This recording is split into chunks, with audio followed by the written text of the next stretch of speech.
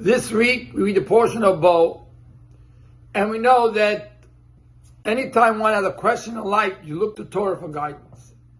So what is the answer to the question? What news do you want first? The good news or the bad news? And we give a look at this week's portion and we find that the Torah tells us the answer. When God came to Moshe and told him about the 10th plague that he's going to bring on Egypt, God first tells him it's going to be midnight, that I'm going to come out into the land of Egypt, I'm going to strike and smite all firstborn. And then God instructs Moshe Rabbeinu how they had to make the Paschal lamb, to put the blood on the doors, and God will jump over those doors.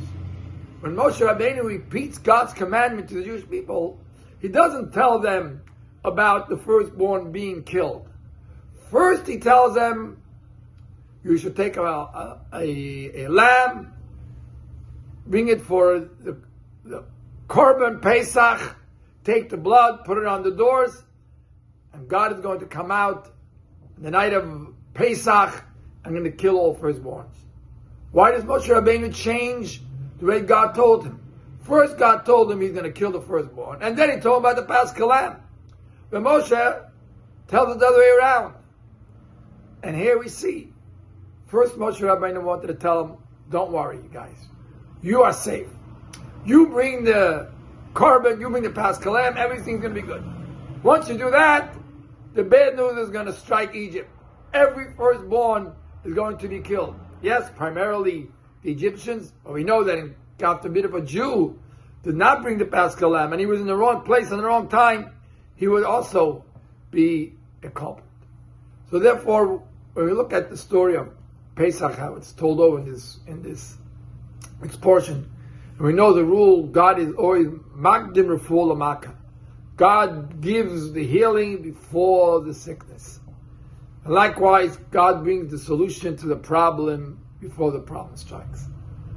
So it was at the very beginning when we became a Jewish nation in the land of Egypt, where first God told us how to save ourselves, and then He told us about the punishment that's going to strike Egypt. And likewise, it's a lesson for us in life. We are faced with a challenge. We are faced with a problem. Know that God already gave you the answer. Sit down for a moment and think to yourself, what happened to me last week, or a day ago, a week ago? God told me, God showed me how I'm supposed to handle the situation. May God bless us with clarity of mind, and that will bring about blessings for all of us, and the ultimate blessing, the coming of Mashiach Tzidkenu, and we'll go out of Golus and build the third Beis Hamikdash. Shabbat Shalom to you all.